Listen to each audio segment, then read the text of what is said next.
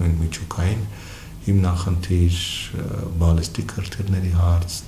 Իրանի տարածաշրջանային ակտիվություն, այդ ամենը դրանք պարզապես քող են, որի ներքո Միացյալ Նահանգները փորձում է այդ հարցերը լուծել։ Այսինքն դրանք այն իրավական, քաղաքական, կառուցչական հիմնավորումներն են, որոնք օգտագործելով, օրինակ միջուկային խնդրի հարցը օգտագործելով Միացյալ Նահանգները փորձում է ստանալ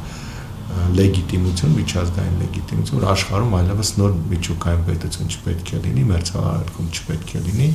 դրա համար Միացյալ Նահանգները գնում է նման քայլի, կամ Իրանը չպետք է ունենա շատ հեռահար հրթիռներ եւ դրա համար Միացյալ Նահանգները գնում է նման քայլի։